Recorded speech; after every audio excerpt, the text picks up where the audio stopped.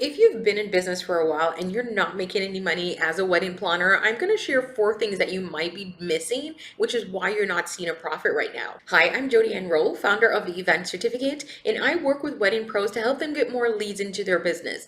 If you're struggling to find clients, stop struggling on your own, head on over to my website, www.eventcertificate.com, and let me get you booked solid. If you're in business and you're not making any money, you might be asking yourself, should I even continue? Well, before you decide to close your business down, I definitely want you to check out my 4 tips and see if it's something that you can fix. So here's what I want you to do. The first thing I want you to do is I want you to look at your pricing. A lot of the times when you're not making a profit in your business, it's just that you're not charging enough. To be able to make a profit, you have to fully understand your cost and your expenses. You have to understand your profit percentage, and how much of that you should be charging to a client. A lot of times as business owners, because we move oftentimes from corporate where we're working a 9 to 5 and we're getting a salary and we have this fixed hourly rate, sometimes when you start running a business, it's hard to wrap your head around the fact that you can now charge people these large numbers, and guess what? They'll pay it. Sometimes people will think, well, that just seems outrageous. I've had clients say this to me. They're like, I can't charge somebody $10,000 for a wedding. That just seems so high. Yet when I did the research and looked in their areas, the average planner in their area was actually charging $10,000 or more because they lived in Los Angeles. Okay, here's the thing. You can't be in that mindset, right? And when you're in that mindset, you start not charging enough. And when you don't charge enough, you start making a loss, or you're just not making enough money to actually sustain your business. So you need to first look at your pricing, and I'm going to link my pricing calculator down below that you can use to calculate your most optimal profit point. So check that out and make sure you have the pricing correct to see if that can change your position. The second thing that I find is that people don't know their cost. You're running a business and you're out here charging people, yet you don't know how much it actually costs you to put on an event.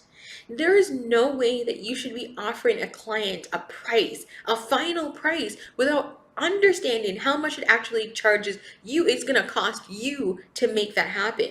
Because here's the thing, when you don't understand that, if you don't fully understand your cost, what do you think happens? You end up not charging enough, which was number one, right? So you need to understand your cost. And the pricing calculator that I'm linking allows you to provide an outline, put line by line every single item that's going to cost you something to make this event happen. You need to fully understand the cost, because that cost needs to be passed on to the client in addition to your profit. That's how you make money, right? You need to be charging people more than it's going to cost you. I'm repeating that. You need to be charging people more than it's going to cost you, because that's how you make a profit. Number 3, it could just be that your expenses are too high. Now, this is one of the reasons why when people are out here and they start pricing based on competitors, I don't recommend it. So one of the things that I find is when sometimes you're out here and you might see somebody else is charging $5,000 to plan a party, and you decide, you know what, I'm going to charge it as well. I don't recommend doing that, because sometimes their expenses might be different from yours, right? Your expenses might be higher because you're newer to the industry. They have more established relationship with vendors that you don't have. They get higher discounts that you don't get. They have more events and they're able to order in bulk and get, a lower price.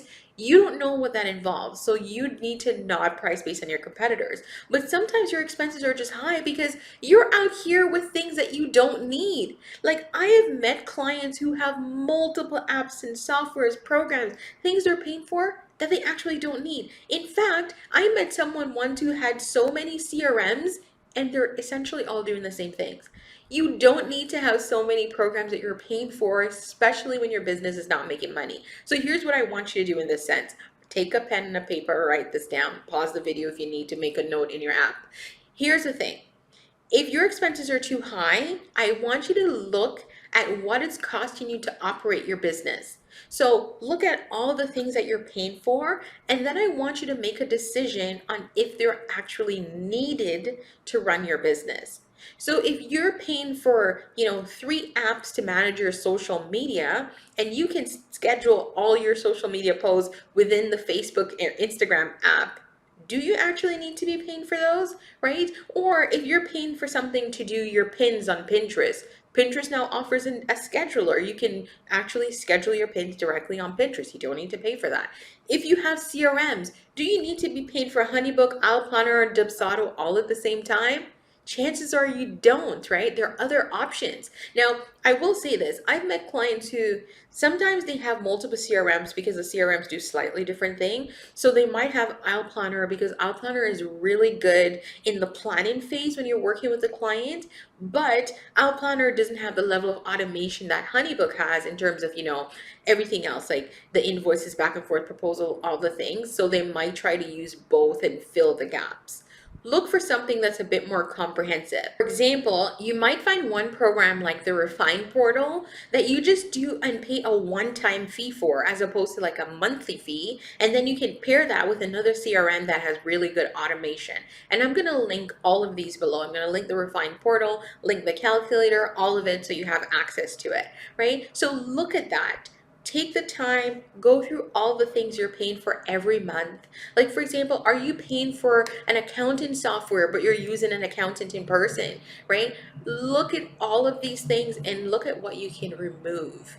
The other thing you want to look at, the event side of the expenses. Maybe there are things that you can negotiate with vendors. Maybe your prices are so high that you can't make a profit off it. So you just go back to the vendor and see if they're willing to negotiate. Once you work with vendors a couple of times and you start build that relationship, a lot of them, at least in my experience, will often give you discounts just for the loyalty and just for you bringing them constant business. So explore that as well. Number 4 is my zone of genius. It's the one that I always got to include because guess what? Your girl is an online marketer, and a lot of the time I find that people are not making money in their business because they're just not marketing well. They have really good service. Their pricing is on point.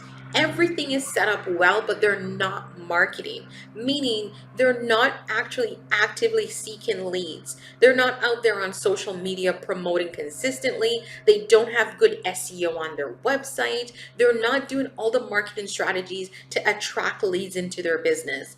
If this is you, honestly, just send me a message. Come to my website, www.eventcertificate.com, and let's chat, because that's a whole different conversation. Because sometimes you're at that point where you just need the right marketing strategy to start bringing you leads. And once you start getting leads, you start getting some bookings. That's it. Your business is profitable. Where you are will completely depend on you. So I want you to go through each of these, see which one applies to your business and how you can fix them. And if you have any question, drop them below and I'm happy to answer them. And don't forget to hit that subscribe button so that you can get more videos like this one, week after week, unless you don't want to. But then why not? I thought those tips were good. Bye for now.